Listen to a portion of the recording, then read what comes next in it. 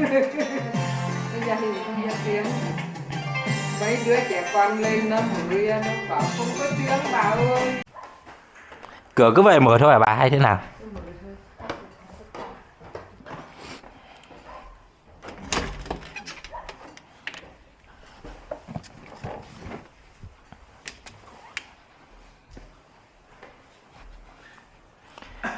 Bà có cái bàn hay có cái đệm không cơ? Đệm. Đệm ấy. Cái gì? Bà có cái bàn hay cái đệm gì không cơ? Bàn. Vâng. Để Hay lấy tivi xuống. Vâng, đây úp tivi xuống để đây sửa đây tí mà. Cái này. À vâng. Đấy cái đệm đấy được.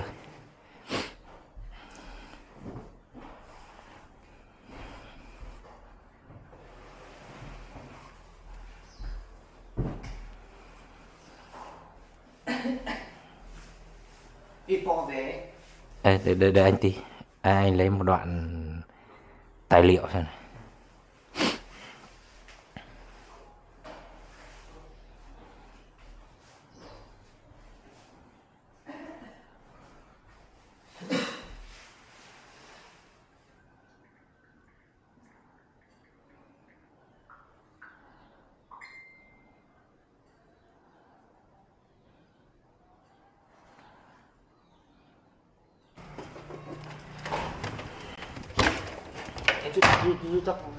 Ok, anh giúp cho mạng nhỉ. Đây. Anh chụp cái này. Ừ.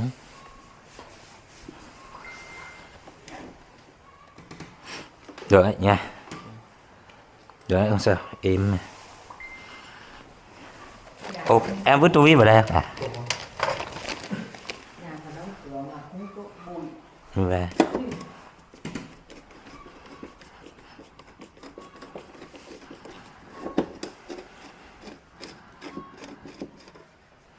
Ở đây là còn đỡ đấy, nhà bà nhà. Ngoài đường còn bụi nữa.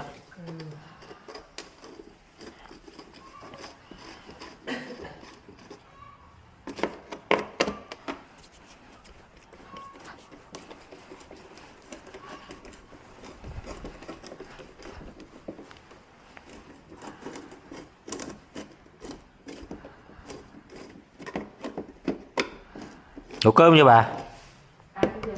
Ăn rồi hả cơ? Sướng thế bà.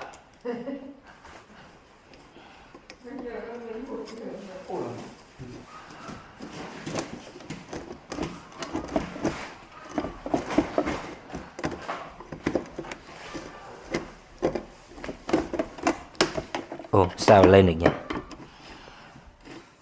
Con này tao vào làm tủ à?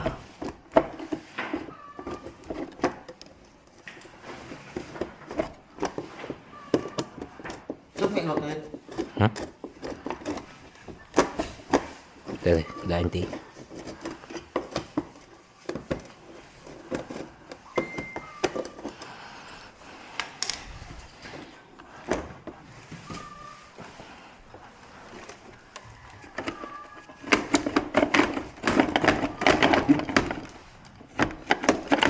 Ra đấy. Còn con này thôi.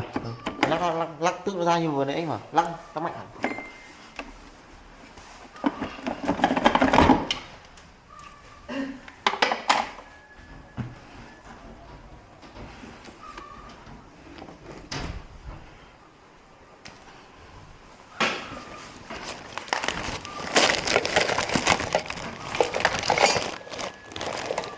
Đây đi.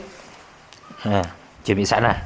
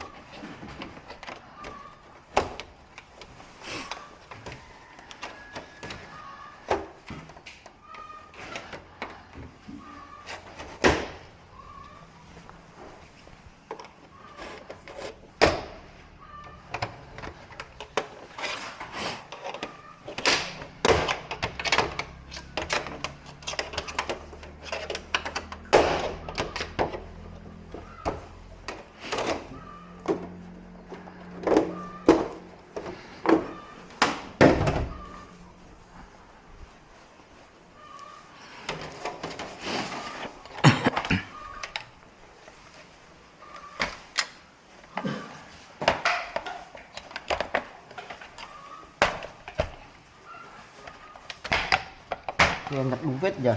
Ừ, nhặt phát ăn luôn này. Chuẩn luôn.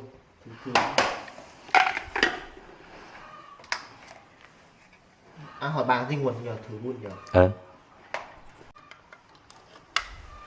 Thế là trong điện thoại nó bảo lấy cái lá in đấy, đấy.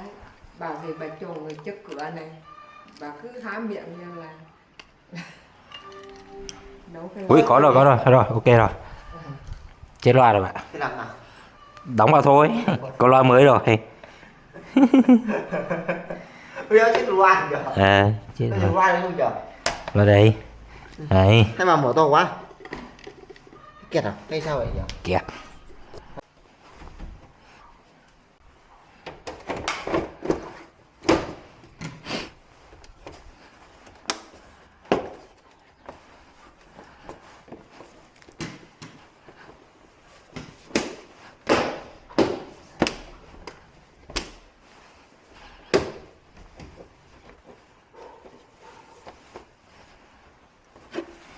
Các bà ngày xưa, bà cố ngày xưa ấy, nó bảo sao nó để ở đâu cho hết, nhìn cái thì ô tô cái đây. Thấy cái tivi nhỏ bé nhưng không biết để đâu cho nó hết. Thì bé tí mà nhốt được bao nhiêu người. Cái thì ô tô các loại nhưng mà để đâu cho nó hết.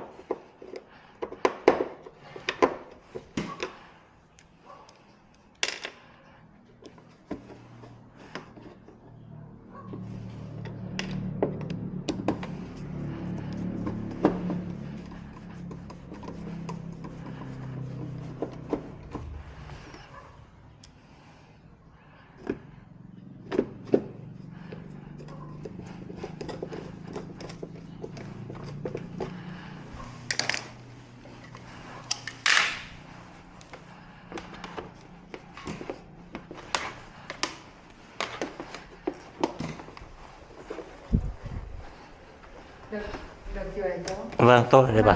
Xong cái bà. Mang dưới bà. Ừ. Mang dưới thì bà có nhớ mật khẩu wifi không?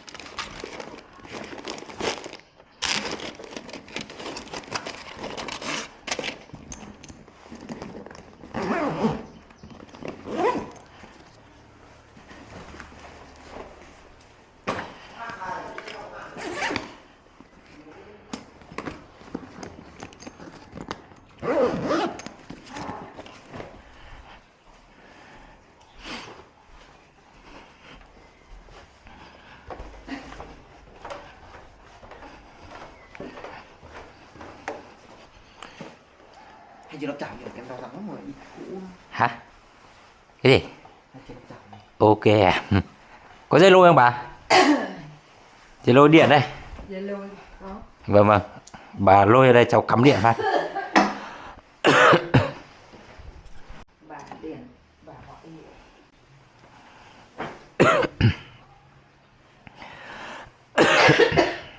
Sợ yếu nhỉ? Không biết lấy điện ở đâu cho nó gọn chứ.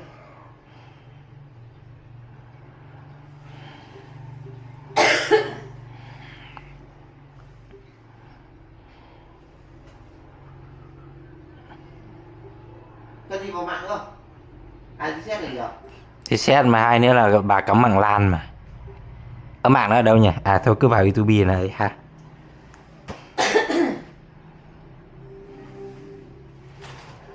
Thì có kéo đường dây gì ạ? Hả? Hết đường dây gì sợ? Đấy. Hay cú thì chiều nữa còn lên đi nhỉ? Cái gì? Nó một chiều nữa còn lên nhỉ? Ừ. Lúc này. Mật khẩu wifi là gì nhỉ bà nhỉ?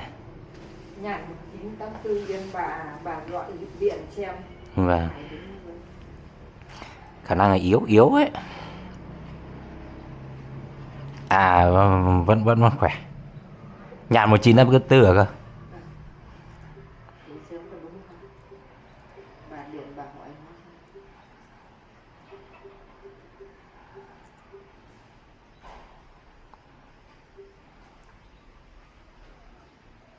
Không biết nhàn không hay là thành nhàn.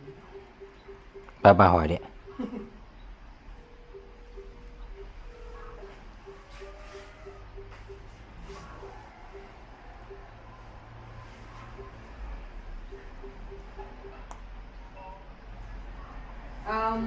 Mật khẩu wifi như mình là chi giờ?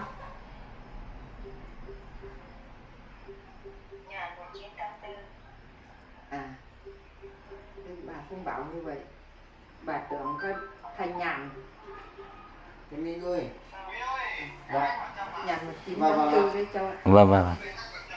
Cái đúng quả đấy anh ạ. Đang sửa tivi cho nhà mình đây này. Làm tủ mới là cho tivi giống chân. Còn lại em vẫn đủ anh ạ. Vì nó ra hình nó không ra tiếng. Anh ra chưa anh?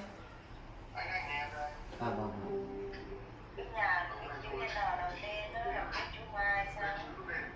Được rồi chị. Được rồi.